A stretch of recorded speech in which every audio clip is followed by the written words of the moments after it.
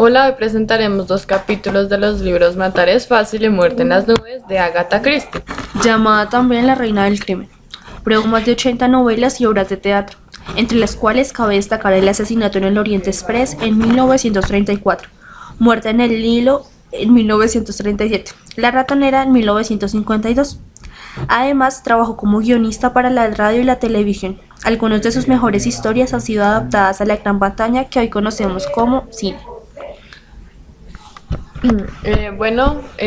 Voy a leer el capítulo 5 del libro Muerte en las nubes.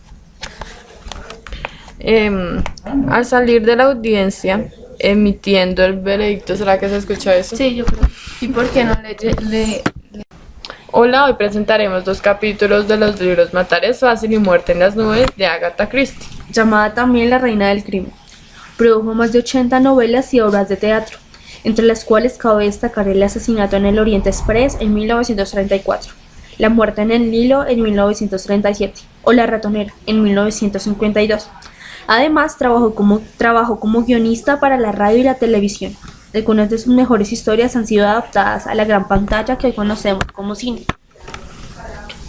Resultan muy interesantes ya que contienen misterios, sus personajes son llamativos y su trama es la investigación, las extrañas muertes y finalmente el más inesperado de los criminales. Voy a leer el capítulo 5 del libro Muerte en las nubes. Capítulo 2. Un descubrimiento. Henry Mitchell, el auxiliar principal, pasaba rápidamente de mesa en mesa dejando notas. Dentro de media hora llegaría a Croydon, recogía las notas y el dinero, se inclinaba y decía: «Gracias, señor, gracias, señora». En la mesa de los dos franceses tuvo que esperar un poco porque estaban muy distraídos en sus discusiones y no confiaba en recibir buena propina. Dos de los viajeros dormían, el hombrecillo de los bigotes y la vieja del extremo. Siempre recibió de ella buenas propinas en sus frecuentes vuelos, y por lo tanto le dolía despertarla. El hombrecillo del bigote se despertó y pagó la soda y los delgados bizcochos, que era todo lo que había pedido. Michelle dejó que la otra pasajera durmiese hasta la última hora. 5 minutos antes de llegar a Croydon, se le acercó y se inclinó sobre ella. «Perdón, señora, su nota». Le tocó suavemente el hombre, ella no despertó. Insistió él, sacudiéndola un poco, pero el último resultado que obtuvo fue un inesperado avitamiento del cuerpo hacia adelante. Michelle se agachó sobre ella y se irguió luego con una rapidez espantosa. Albert Davis, el segundo auxiliar, dijo: «Bats, no bromees, te digo la verdad». Michelle estaba blanco y tembloroso. «¿Estás seguro, Henry?» «Y tan seguro, al menos. Bueno, creo que se trata de un ataque. En un momento estamos en Croydon». Permanecieron un instante indecisos, luego tomaron una determinación. Michelle volvió al departamento de viajeros y fue de mesa en mesa, inclinándose y murmurando en tono confidencial: «Perdone, señor, ¿sería usted por casualidad médico?». Norman Gale dijo: «Yo soy dentista, pero si puedo hacer algo». Y ya estaba levantándose cuando dijo el doctor Bryant: «Yo soy médico. ¿Qué pasa?». «Hay una señora allá, al extremo. No me gusta su cara». Bryant se puso en pie y acompañó al auxiliar. El hombrecillo de los bigotes los siguió sin que se fijasen de lo que hacían. El doctor Bryant se inclinó sobre el encogido cuerpo del asiento número 2. Era una señora corpulenta de edad madura, vestida de negro. El examen del doctor fue breve. «Está muerta», dijo. «¿Qué le parece a usted que ha sido?», preguntó Mitchell. «¿Algún ataque?». «No lo puedo decir sin un detenido examen». «¿Cuándo la vio usted por última vez?». «Viva, quiero decir». Michelle reflexionó. «Estaba perfectamente cuando le serví el café». «¿Cuándo fue eso?». «Debe de ser unos 3-4 cuartos de hora aproximadamente. Luego, cuando le presenté la nota, pensé que dormía profundamente. Hace cosa de media hora que ha muerto. La consulta pensaba ser interesante. Los pasajeros volvían la cabeza mirando al grupo y aguzaban los oídos para escuchar.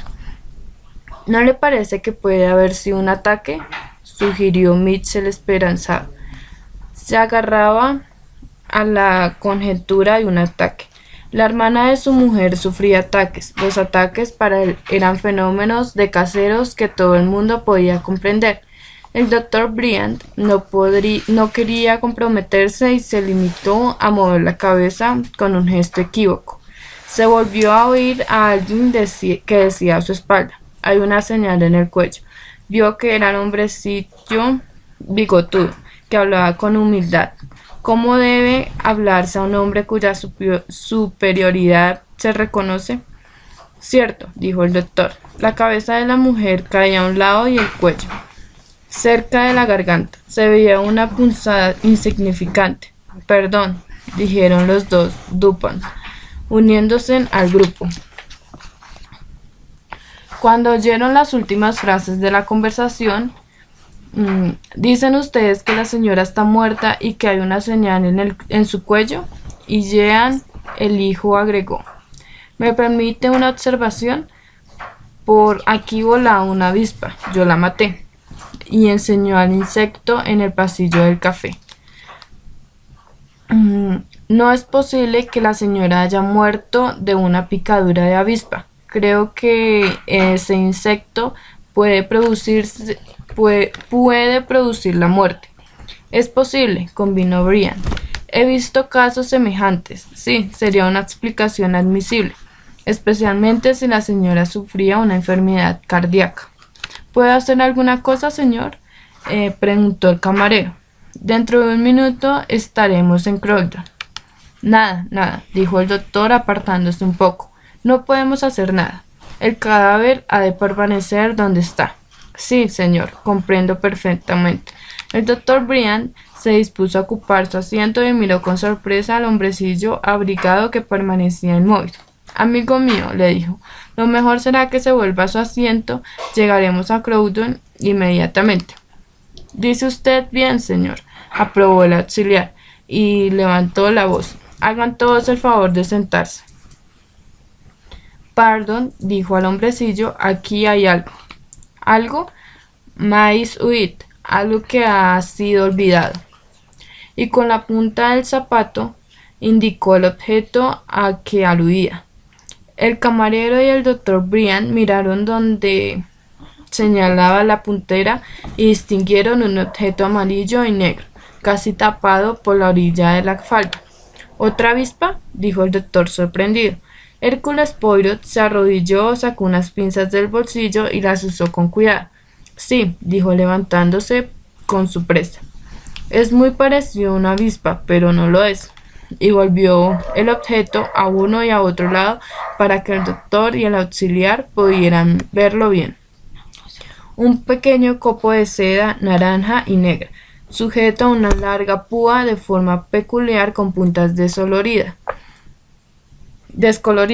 Válgame Dios, exclamó Mr. Clancy, que había dejado su asiento y asomaba ansiosamente la cabeza por encima del hombro del auxiliar de vuelo.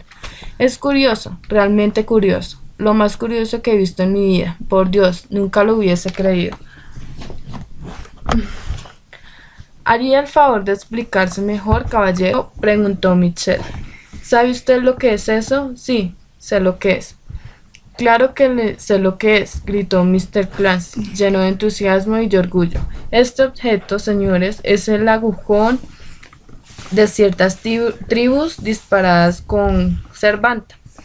No puedo asegurar si son tribus de América del Sur o los habitantes de Borneo, pero no hay duda de que es una clase de flecha que se dispara con Cervanta, y tengo vehementes sospechas de que la punta es la famosa flecha envenenada de los indios sudamericanos, acabó Hércules Poirot, y añadió, mais, en fin, ¿es sed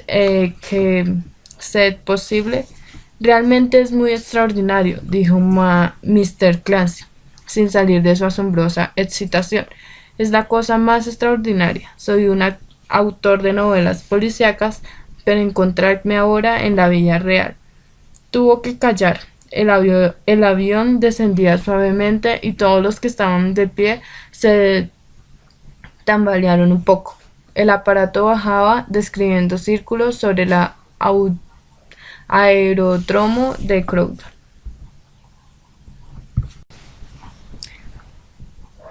Capítulo 4. Matar es fácil. Luke empieza su tarea. Luke había preparado su plan de campaña con sumo cuidado y se dispuso a ponerlo en práctica sin demora cuando bajó a desayunar a la mañana siguiente. La tía jardinera brillaba por su ausencia, pero Lord Wilfrid tomaba un plato de riñones y una taza de café, y Bridget Covey, que había terminado, se hallaba de pie junto a la ventana, después de intercambiar los buenos días de rigor, y una vez sentado ante un abundante plato de huevos con jamón, les habló del siguiente modo. He de comenzar mi trabajo. Lo difícil es hacer hablar a la gente. Ya saben a qué me refiero, no a las personas como usted y Bridget. Evitó por los pelos decir Miss Covey. Ustedes me dicen lo que quieren saber. Pero el caso es que ignoran lo que yo deseo saber. Son las supersticiones de este lugar. No me creerían si les contase la cantidad de supersticiones que existen en algunas partes del mundo. Por ejemplo, en el pueblecito de Devonshire, el pastor tuvo que retirar unos menjires que se encontraban junto a la iglesia, porque la gente seguía dando vueltas a su alrededor cada vez que alguien moría. Es extraordinario cómo persisten algunos viejos ritos paganos. Creo que tiene razón, respondió Lord Wilfrid. Lo que la gente desea y necesita es educación. Le dije que fundaba una biblioteca en esta localidad. Era una vieja casa feudal. La vendían por una baratija y ahora es una de las mejores bibliotecas. Luke intentó evitar con firmeza que la conversación girara en torno a las actividades de Lord Wilfrid. Espléndido, dijo de corazón. Buen trabajo. Veo que ha comprendido la ignorancia en la que viven aquí.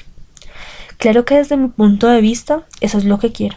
Viejas costumbres, comentarios de las viejas y referencias de los antiguos ritos, tales como... Y en este punto les repito, casi al pie de la letra, un texto que había estudiado para el caso. Los fallecimientos son una buena fuente informativa, incluyó Luke. Los ritos y las costumbres funerarios perduran más que otros. Además, no sé por qué razón a la gente de los pueblos siempre les gusta hablar de las muertes. Les divierten los funerales, agregó Bridget desde la ventana.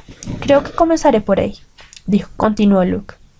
Si puedo conseguir una lista de las últimas difunciones de la parroquia, pienso visitar a los parientes y hacerles hablar.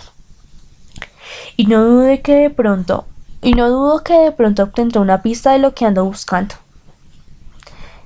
¿Creen que el pastor podrá darme esos datos? Seguramente eso le interesará a Mr. Wake, dijo Bridget. Es una persona encantadora y muy aficionada a las antigüedades. Déjeme pensar. Carter.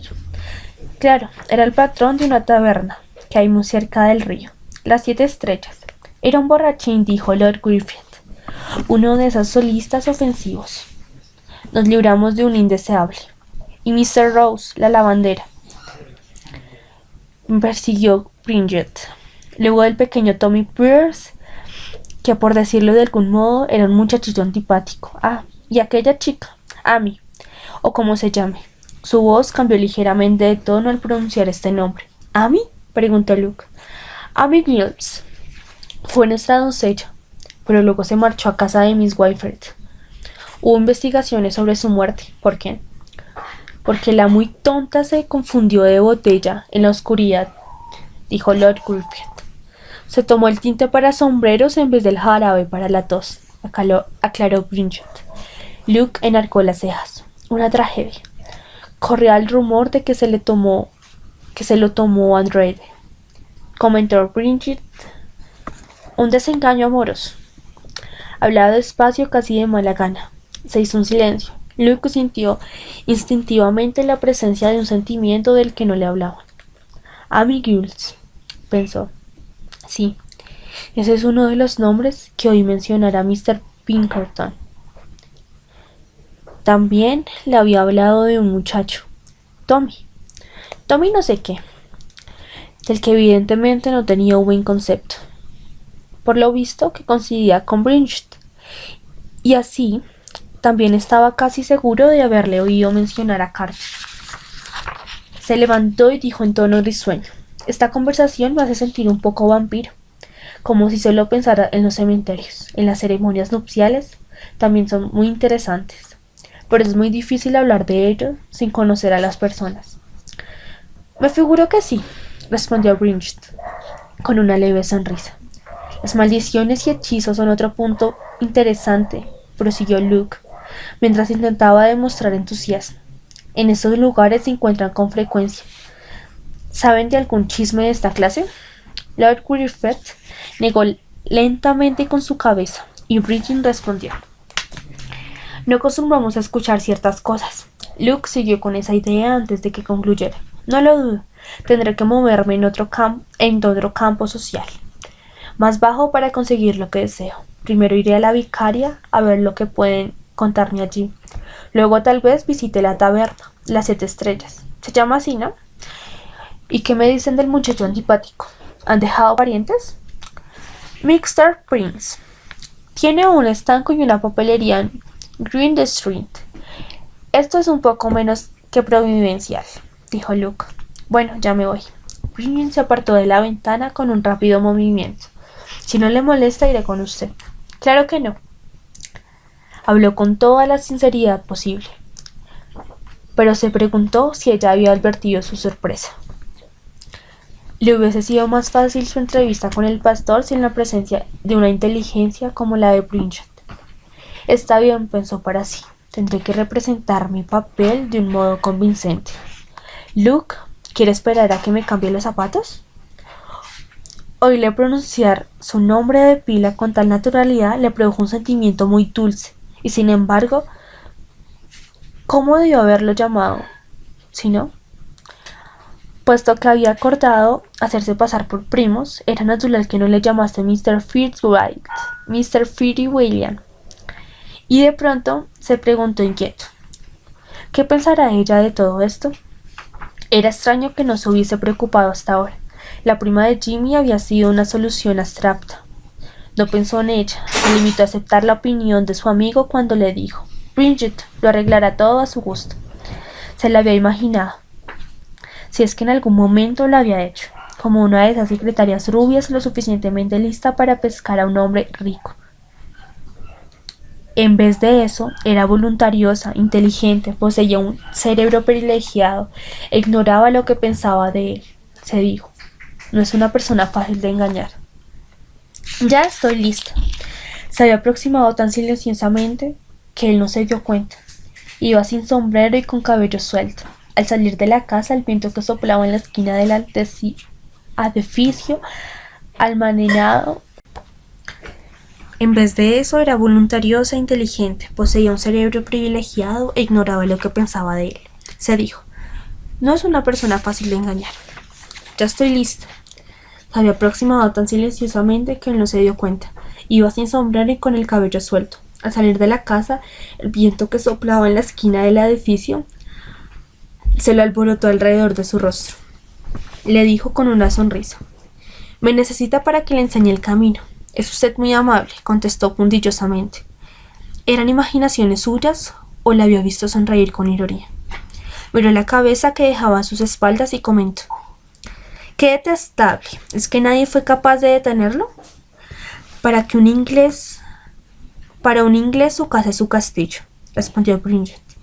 Ese es el caso de Gordon, y está encantado con ella. Consciente de que su comentario era de mal gusto, pero sin poder contestar, le dijo: era la casa de sus antepasados, ¿verdad? Y a usted también le encanta verla así. Ella lo miró divertida. Ni siquiera desilusionarlo, juró. Pero me fui de ella a los 2 años y medio. Así que la nostalgia del viejo hogar no se aplica aquí. Ni siquiera recuerdo cómo era. Tiene razón, dijo Luke. Perdone mi uso del lenguaje novelesco. La muchacha se echó a reír. La verdad casi nunca es romántica. Había un súbito tono de amargo desprecio en su voz, enrojecido abajo de su tez tostada, y entonces comprendió de pronto de que no iba dirigida a él, sino a sí misma. Luke guardó silencio. pero hubiese querido saber más cosas de Bridget Covey.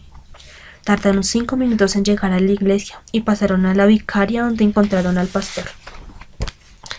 Alfred Wake era un hombre encorvado y a menudo sus ojos azules e inocentes, con un aire de profesor distraído pero cortés. Pareció complacido, pero algo sorprendido de la visita. Mr. Fitzwilliam se ha hospedado con nosotros en Ocean Manor, le dijo a la joven, y desea consultarle sobre un libro que está escribiendo. Mr. Wake dirigió su suave mirada hacia Luke y empezó a explicarle. Estaban muy nerviosos por partida doble. En primer lugar, porque aquel hombre debía saber mucho más sobre el folclore, ritos y costumbres supersticiosas que poco a poco le había aprendido en la rápida lectura de unos cuantos libros, y en segundo lugar porque Bridget estaba a su lado escuchando. Luke se sintió aliviado al saber que la especialidad del pastor eran las ruinas romanas y al oírle confesar que entendía muy poco de costumbres medievales y brujería. Mencionó algunos hechos ocurridos en Gauchwood y se ofreció a acompañarlo hasta la colina donde deseaba que celebraran los arquerrales, pero se lamentó de no poder darle ninguna información especial. Luke, disimulando su satisfacción, procuró parecer desilusionado y luego comenzó a preguntarle sobre las supersticiones mortuorias. Miss William movió la cabeza. Me temo que soy la última persona que puedo informarle sobre este particular. Mis feligreses procuran que no lleguen a mis oídos nada poco ortodoxo. Claro, es lógico. Pero sin embargo tendrá la certeza de que aún existen muchas supersticiones. Estos pueblos son muy atrasados. Luke prosiguió, sin parar. Mientes. Lo he pedido a Miss Covey, una lista de las últimas difusiones. Creo que de este modo podré obtener algunos datos. Tal vez usted podría darme y así podré escoger a los más probables. Si eso se puede arreglar. Hill, el sepultero, le ayudará. Es un buen hombre, aunque está un poco sordo. Déjeme que piense.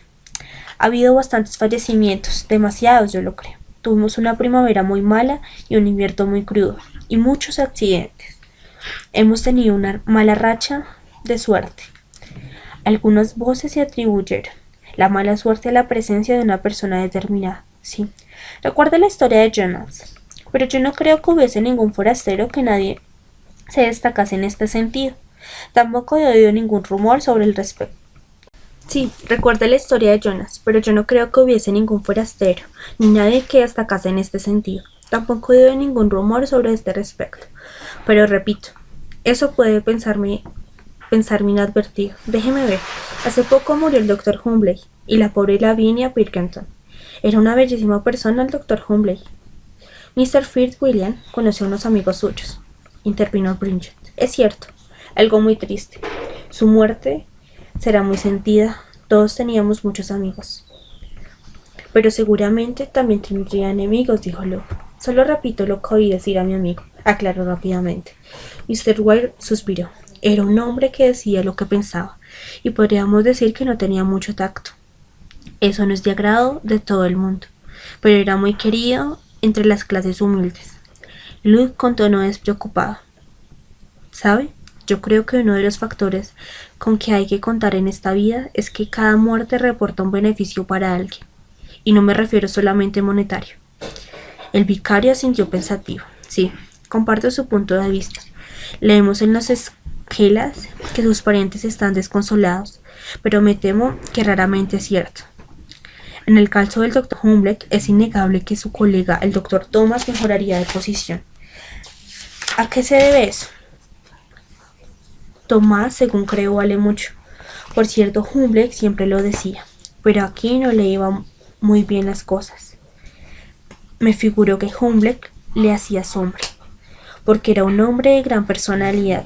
A su lado su colega parecía un tanto desdibujado y no impresionaba a los parientes. Esto le preocupaba y lo empeoraba todo una vez más.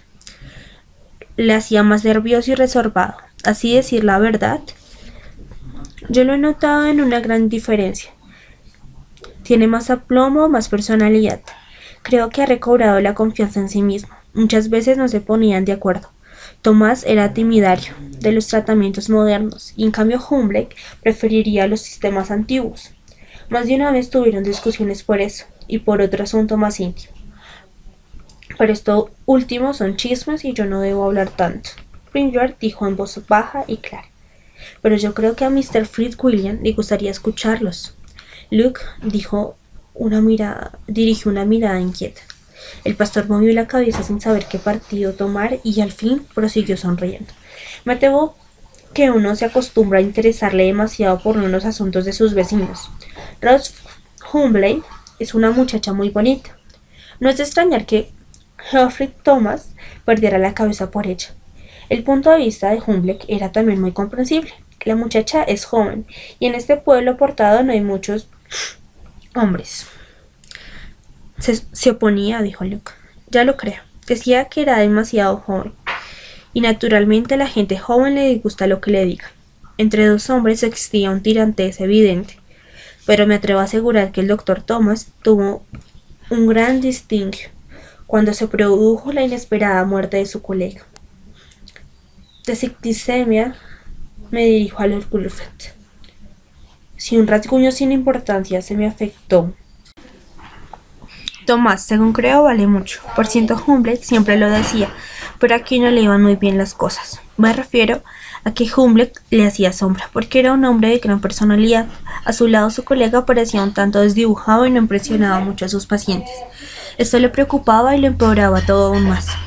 Le hacían más nervioso y más reservado. A decir verdad, yo he notado una gran diferencia. Tiene un aplomado más personalidad. Creo que he recobrado la confianza en sí mismo. Muchas veces no se ponían de acuerdo. Tomás era partidario de los tratamientos modernos, y en cambio Humble prefería los sistemas antiguos. Más de una vez tuvieron discusiones por eso, y por otro asunto más íntimo. Pero esto último solo suelen ser chismes y yo no debo hablar tanto. Bridget dijo en voz alta y clara. Pero yo creo que a Mr. Fitzwilliam le gustaría escucharlos. Luke dirigió una mirada inquieta. El pastor movió la cabeza sin saber qué partido tomar, y al fin prosiguió sonriendo. Me temo que uno se acostumbra a interesarle demasiado por los asuntos de sus vecinos. Rose Humble es una muchacha muy bonita. No es de extrañar que Geoffrey Thomas perdería la cabeza por ella. El punto de vista de Humble era también muy comprensible. La muchacha es joven, y en este pueblo apartado no hay muchos hombres. Se oponía, dijo Luke. Ya lo creo. Decía que eran demasiado jóvenes, y naturalmente a la gente joven le disgusta lo que se diga. Entre dos hombres existe una gran tirantez evidente, pero me atrevo a asegurar que el doctor Thomas tuvo un gran disgusto cuando se produjo la inesperada muerte de su colega. De septicemia, me dijo Lord Gulfet. Si un rasguño sin importancia que se le infectó, los médicos corren muchos riesgos en sus carreras. Mr. Fitzwilliam, sí, dijo después. Mr. Wake tuvo un sobresalto. Pero nos hemos apartado de la cuestión. Soy un viejo charlatán. Hablaremos de los ritos paganos y de las últimas muertes. Sí, también murió la Lavina Pirkington, una de nuestras mejores feligresas. Luego esa pobre muchacha, Amy Williams. Puede que interese a Mr. Fitzwilliam, ¿sabe? Sospecharon que no pudo haberse suicidado. Existen unos ritos supersticiosos especiales para estos casos. Una tía suya, no demasiado simpática y poco amante de su sobrina, aunque muy charlatana, vive aquí. Es un dato valioso. Luego Thomas Pierce había formado parte del coro. Poseía una voz angelical, pero él no lo era tanto. Por desgracia, tuvimos que librarnos de él porque revolucionaba a los otros niños.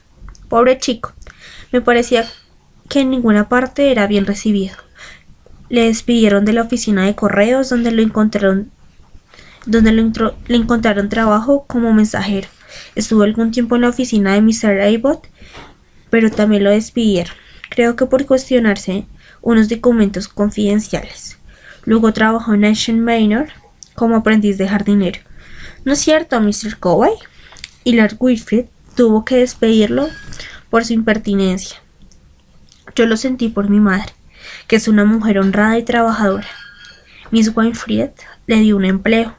Consistía en limpiar los cristales de las ventanas. Fue muy amable. Al principio Lord Wilfred se supuso, pero al final cedió, y es una lástima lo que hiciera. ¿Por qué? Porque así fue como se mató el chico. Estaba limpiando las ventanas del último piso de la biblioteca cuando se puso a bailar en una danza estúpida, en un reprecho o algo parecido. Perdió el equilibrio que le daba el vértigo y cayó. ¡Qué desgracia! No recobró el conocimiento y murió en pocas horas después de que lo trasladaron al hospital. ¿Le vieron caer?, preguntó Luke interesado. No, estaba en la parte del jardín, no en la parte delantera. Se cree que permaneció en el suelo una media hora hasta que lo encontraron. ¿Quién lo descubrió? Miss Parkinson, la dama que murió en un accidente de circulación el otro día. Pobre mujer, estaba trastornada. Vaya un hallazgo. Había obtenido un permiso para cortar algunas plantas y se encontró al muchacho tal como había caído. Debió de ser un shock terrible, dijo Luke meditativo. Ya lo creo, se dijo para sí. Más de lo que se figura. Ver truncada una vida joven es muy desagradable, siguió diciendo el pastor. Quizá, muchacha. Mucha falta de tomas debieron atribuirle a su impetuosidad. Era un bravucón insolente, dijo Bridget. Debió ser un choque terrible, dijo Luke meditativo. Ya lo creo, se dijo para sí. Más de lo que se figura. Ver truncada una vida joven es muy desagradable, siguió diciendo el pastor. Quizá muchas de las faltas de Tommy que hubieron atribuirlas a su impetuosidad. Era un bravucón insolente, dijo Bridget. Usted sabe que es cierto, Mr. Wake. Siempre atormentaba a los gatos y a los cachorros, y se pellizcaba a los otros muchachos. Lo sé. El pastor me dio la cabeza con tristeza. Pero ya sabe, mi querida Miss Coway, que algunas veces la crueldad no es innata, sino el resultado de una inteligencia retrasada. Por eso, si usted imagina un hombre adulto con la mentalidad de un niño, comprenderá que la malicia y la brutalidad son completamente desconocidas para el lunático. Estoy convencido que hoy en día un desarrollo deficiente es la raíz de la estupidez y la crueldad del mundo. Deben dejarse a un lado de los infanticilismos. Meneó la cabeza y extendió las manos. Bridget dijo en voz súbitamente ronca. Sí, tiene razón. Sé lo que quiere decir. Un hombre que sea tan solo un niño es lo peor del mundo. Luke lo miró con curiosidad, convencido de que se refería a alguna determinada persona. Y aunque en algunos aspectos Lord Wilfred era muy infantil, no creía que fuera él. Lord Wilfred era un tanto ridículo, pero desde luego no era aterrador. Lord Fitzwilliam se preguntó muy interesante, ¿quién sería esa persona? Gracias por visitar nuestro canal, esperamos que les haya gustado y hasta una próxima vez.